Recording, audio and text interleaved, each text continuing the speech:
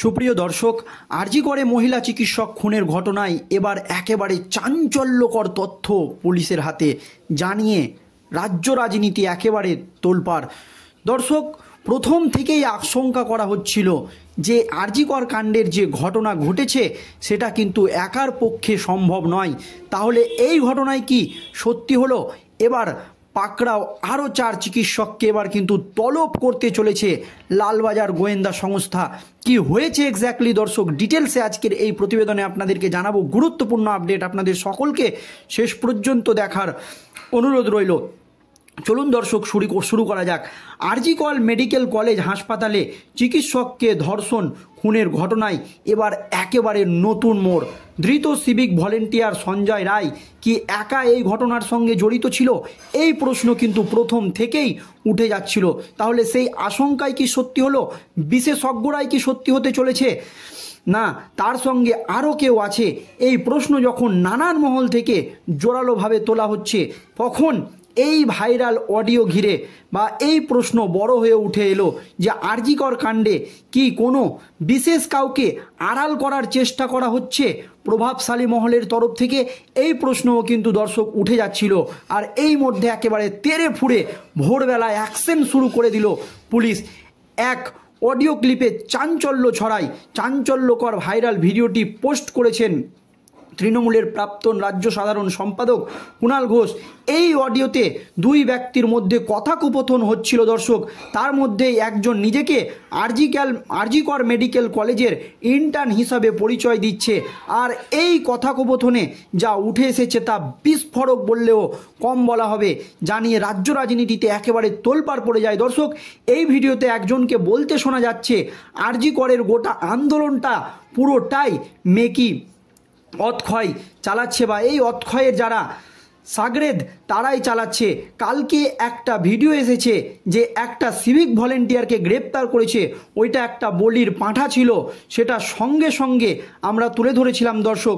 সেখানে আরও শোনা যাচ্ছে যে কর্তৃপক্ষ ভেবেছিল ওটাতে আমরা ভুলে যাব, কিন্তু ওরা তো জানে না, অন্তত সেইটুকু বুদ্ধি তো আছে যে মানুষ বুঝতে পারবে ওটা ওর পক্ষে করা সম্ভব কিনা।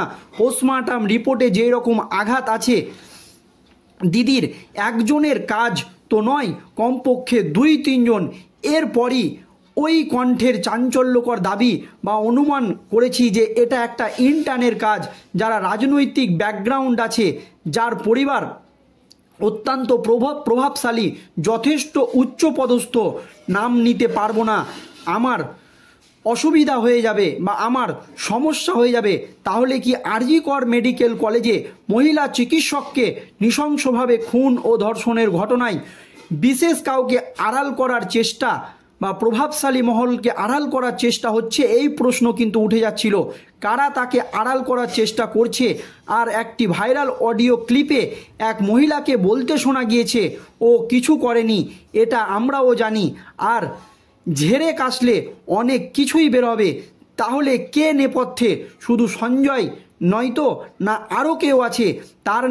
তাদের নাম কি সামনে আসবে তার অপেক্ষায় ছিল বাংলার মানুষ। আর এই আবহে একেবারে তেড়ে ফুঁড়ে কড়া অ্যাকশন শুরু করে দিয়েছে পুলিশ। আর আরজি কর হাসপাতালে যুবতী চিকিৎসককে ধর্ষণ ও খুনের ঘটনায় তার 4 জন সহকর্মীকে এবার লালবাজারে তলব করলো পুলিশ। তার 4 জন গুরুত্বপূর্ণ সহকর্মীকে এবার কিন্তু লালবাজারে ডেকে পাঠালো পুলিশ। আরজি কর কাণ্ডে এটা কিন্তু একেবারে নয়া মোড়। 4 জন চিকিৎসককে লালবাজারে ডেকে তলব, তাদের কয়েকটি বিষয়ে জিজ্ঞাসাবাদ করতে চায় পুলিশ। সূত্রের খবর, এই 4 জন সেই দিন যুবতীর সঙ্গে রাতের খাবার খেয়েছিল। তদন্তকারীদের সূত্রে আগেই জানা গিয়েছে বৃহস্পতিবার রাতে অনলাইনে খাবার অর্ডার করেছিল ওই যুবতী। সহকর্মীদের সঙ্গে খাবার খান তিনি। রাতে বাড়িতে ফোনও করেছিলেন, মাকে জানিয়েছিলেন তিনি খেয়েছেন। মাকেও খেয়ে নিতে বলেছিলেন। সেই দিন তার রাতে ডিউটি ছিল। যুবতীর সঙ্গে সেই রাতে আরও 4 জন খাবার খেয়েছিলেন বলে জানতে পেরেছে পুলিশ। প্রত্যেককেই তার মতো জুনিয়র চিকিৎসক। ঘটনার পর প্রাথমিকভাবে তাদের সঙ্গে কথা হয়েছিল তদন্তকারীদের, এবার কিন্তু তাদের বয়ান রেকর্ড করতে চলেছে পুলিশ, বা এই 4 জনের বয়ান কিন্তু রেকর্ড করতে চলেছে পুলিশ সোমবার। তাই লালবাজারে ডেকে পাঠানো হয়েছে ওই 4 জন চিকিৎসককে, বা ওই 4 জন চিকিৎসক পড়ুয়াকে। দর্শক, আর.জি. কর হাসপাতালে জরুরি বিভাগের 4 তলার সেমিনার হল থেকে শুক্রবার সকালে উদ্ধার হয় যুবতী চিকিৎসকের দেহ। তাকে ধর্ষণ করে খুন হয়েছে বলে অভিযোগ। এই ঘটনার কথা প্রকাশ্যে আসতেই তোলপাড় শুরু হয়ে যায় সর্বত্র। বিচার এবং উপযুক্ত নিরাপত্তার দাবিতে কর্মবিরতির ডাক দিয়েছেন বিভিন্ন সরকারি এবং বেসরকারি হাসপাতালের জুনিয়র চিকিৎসকরা। সোমবার থেকে জরুরি পরিষেবাও বন্ধ রাখবেন বলে জানিয়েছিলেন তারা। আর.জি. কর কর্তৃপক্ষের অপসারণ সহ 6 দফা দাবিতে তারা বিক্ষোভ চালিয়ে যাচ্ছিলেন। রাজ্যের স্বাস্থ্য ব্যবস্থায় এর প্রভাব পড়তে পারে বলে আশঙ্কা হচ্ছে। ইতিমধ্যেই আর.জি. করের ঘটনায় একজনকে গ্রেপ্তার করেছে পুলিশ। হাসপাতালের সিসি ক্যামেরা ফুটেজ দেখে তাকে গ্রেপ্তার করা হয়েছে। তাকে 14 দিনের পুলিশ হেফাজতে পাঠিয়ে দিয়েছে আদালত। তদন্তকারীদের দাবি, জেরার মুখে অপরাধ স্বীকার করে নিয়েছেন অভিযুক্ত। এবার হাসপাতালের কর্মচারীদের, মৃতের সহকর্মীদের বয়ান রেকর্ড করার কাজও শুরু করে দিল পুলিশ। জানিয়ে দর্শক, রাজ্য রাজনীতি একেবারে তোলপাড়। দর্শক, প্রথম থেকেই কিন্তু দাবি করা হচ্ছিল যে আর.জি. কর কাণ্ডে যে ধরনের ঘটনা ঘটেছে তা কিন্তু একজনের কাজ নয়।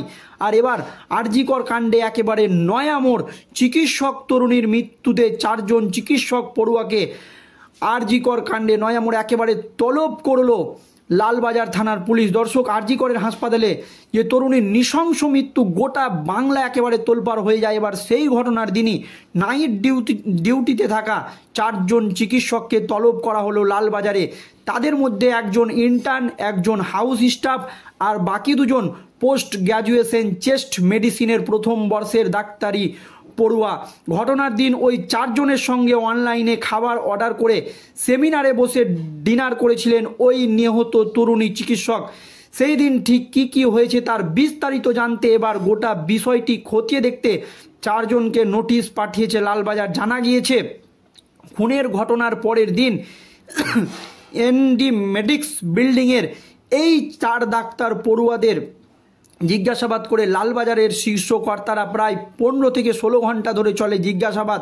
এমনকি সকালে আলাদাভাবে জিজ্ঞাসাবাদ করা হয়, এমনকি সিসিটিভি দেখিয়ে জিজ্ঞাসাবাদ করা হয়েছিল। পরে প্রত্যেকের সঙ্গে কথা বলার তথ্য মিলিয়ে দেখা হয়। আজ সোমবার তাদের বয়ান রেকর্ড করা হবে বলে জানা গিয়েছে। দর্শক, এই চিকিৎসক মৃত্যুর ঘটনায় সময় যত এগোচ্ছে ততই কিন্তু নতুন নতুন চাঞ্চল্যকর একেবারে তথ্য সামনে আসছে। দর্শক, এবার কিন্তু 4 জন আরও চিকিৎসককে জেরা করতে চলেছে লালবাজার থানার পুলিশ। যা নিয়ে একেবারে উত্তপ্ত পরিস্থিতি। আর ভাইরাল অডিওকে ঘিরে একেবারে তোলপাড় রাজ্য রাজনীতি, যেখানে দাবি করা হচ্ছে এটা কিন্তু একজনের কাজ নয়। দর্শক, এই নিয়ে আপনাদের মতামত অবশ্যই কমেন্ট বক্সে জানাবেন। ধন্যবাদ।